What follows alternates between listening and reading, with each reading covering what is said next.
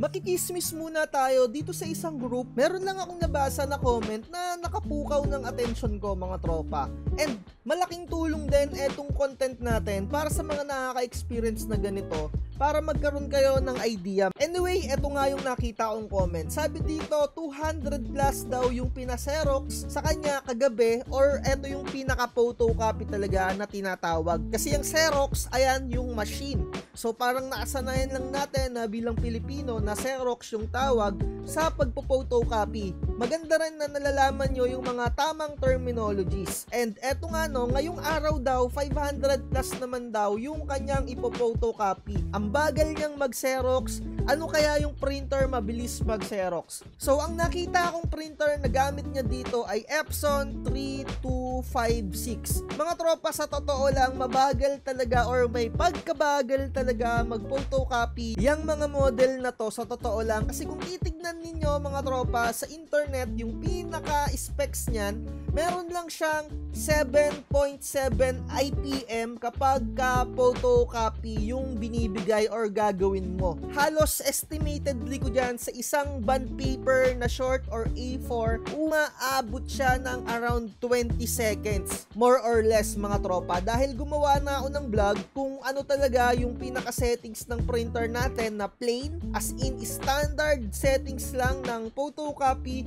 umaabot siya ng 14 to 20 seconds. Sa totoo lang, tinry ko na talaga yan. So medyo may pagkabagal talaga yan. Lalo na kung isa-isa pa. Ang ibig kong sabihin, kung maraming pinapa-photocopy sa'yo at iba-ibang documents. Kasi ayun yung nabasa ko sa isang group na to. So may nag-comment dito, sabi dito, sa kanya daw, ginagawa niya, ini-scan daw niya muna, then piniprint daw niya ng drop settings, black and white settings. Sa totoo lang mga tropa, napakagandang idea doon. Pero, papaano nga kung iba't iba yung documents na 500 pieces or 200 pieces? 'Di ba? Mangangarag ka diyan. Mas madadagdagan pa yung nagagamit mo ng oras kasi i-scan mo pa siya tapos ipiprint mo siya, 'di ba?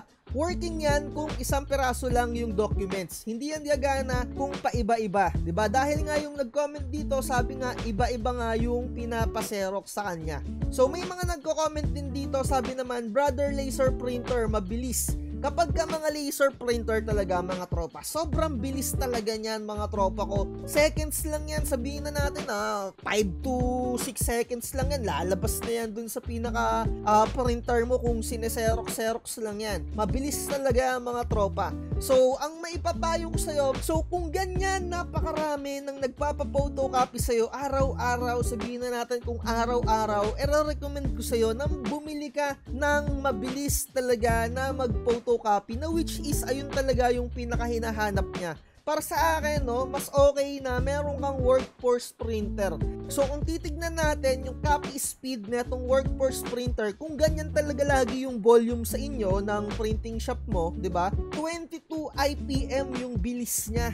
'Di ba? Isipin mo yung 7 IPM, halos 14 to 20 seconds 'yan mga tropa bago ilabas, 'di ba? Maliban na lang kung talagang sobrang daming mga detalye. Pero estimatedly ko na standard printing kagaya nung ginawa akong experiment, umaabot ng 20 seconds or 24 seconds yung standard printing niya.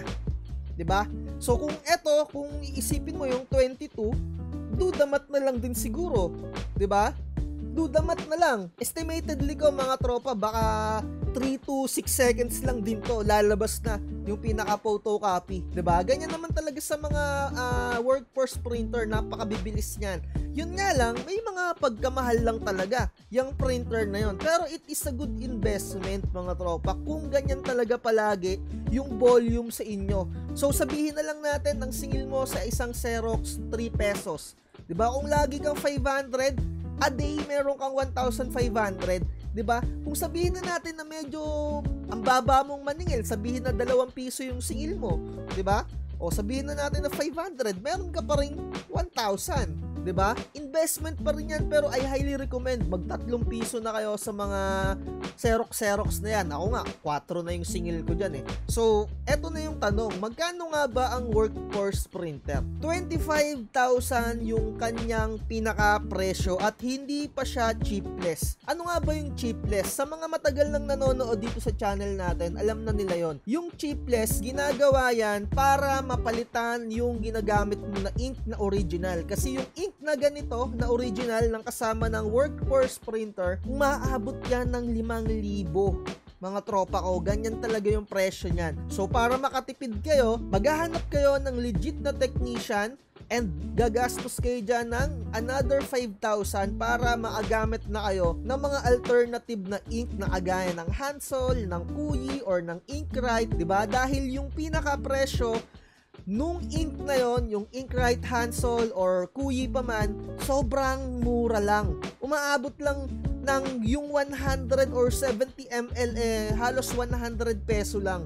Dudamat na lang din kung 1 litro yung bibilihin mo. Mas makakamura ka. And ikumpara mo na lang yung makukonsume mo gamit yung original ink. Yung isang ink neto, no, 5,000 nga yung isang, kung hindi ako nagkakamali, yung 4 colors na yan. Or sa pagkakaalam ko, parang per piece pa nga eh. Nakalimutan ko na yung exact presyo na netong workforce printer na ink eh. Basta around, kung hindi ako nagkakamali, yung isang kulay 3,000. Nasa ganon. Or 5,000 yung isang, yung colored, di ba? I-search nyo na lang, pero ganun yung prasyuhan yan, talagang napakamahal. Kaya nga nagkakaroon or ginagawa ng mga nasa printing business industry dito sa Pilipinas, chini-chipless nila.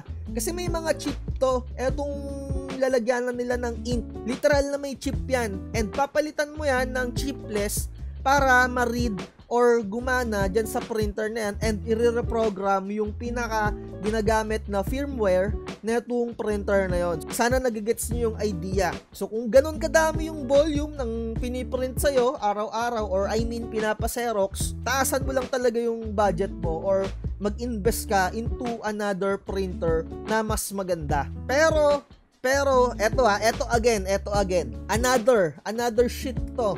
Kung talagang maraming nagpapa-Xerox sa'yo, as in, ang pinaka-niche ng, alam mo yan, ng location mo panay Xerox, ang bilhin mo yung talagang Xerox machine na. May bumulong sa akin na tropa ko, mga tropang, ibig ko sabihin, may nag-share na tropa natin dito.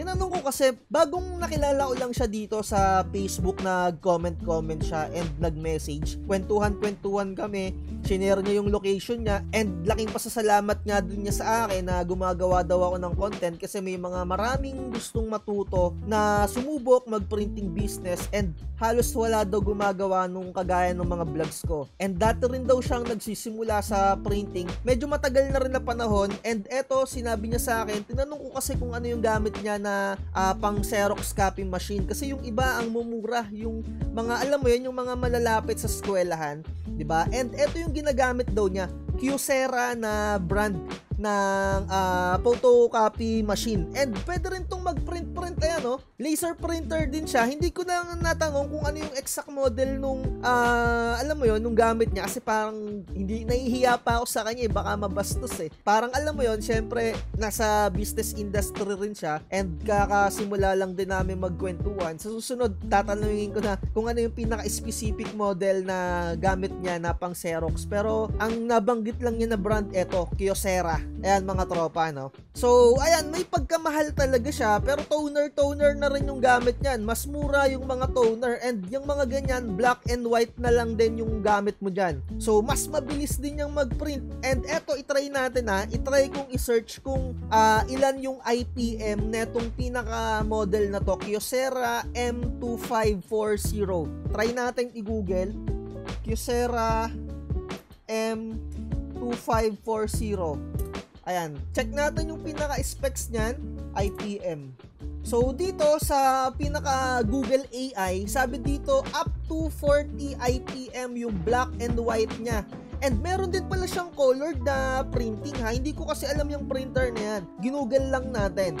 And meron siyang 23 IPM in colored. Ang bilis niyan, mga tropa, 40 IPM. Kung ganyan talaga yung volume ng, alam mo yon, or yung dami ng nagpapa-Xerox sa'yo, Xerox machine ang hanapin mo.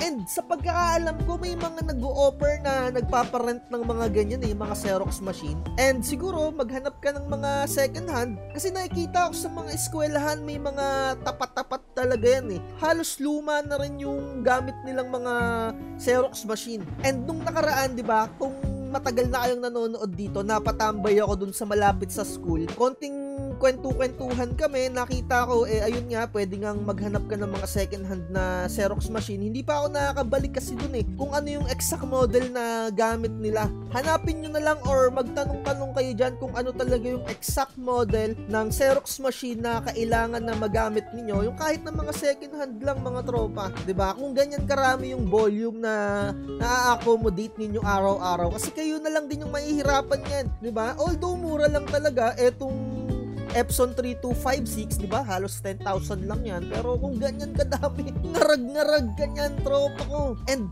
sabihin na natin na nagsasabay-sabay pa, may mga nagpapaprint pa sa inyo. So, sana mga tropa sa mga makakapanood neto, kung meron kayong Xerox machine, sana naman ma-share ninyo yung exact model na ginagamit ninyo. Kasi napakalaking tulong din yan sa mga viewers natin yung sinishare ninyo. And alam ko mga tropa, may mga tao na hindi napakadamot sa mga idea. And syempre may mga tao rin na alam mo yung sobrang dadamot sa mga idea na ganyan. Pero laking tulong talaga. And saludo ako sa mga nagsishare na idea. Diyos na lang ang bahalang magbalik. So ayan, dito na lang natin tapusin yung content natin. Sana nakatulong tong vlogs na to at sana malaman nyo yung tamang printer din na magamit ninyo. And isearch ninyo, the more na mataas yung IPM, the more na mas mabilis mag-print or mag-Xerox yung pinaka printer ninyo. Like, share, and subscribe. At lagi ko sinasabi, wag na wag magpapauto. Bye-bye. Huwag kang magpapauto, mag-isip ka sa pilian. Sa laro ng buhay dama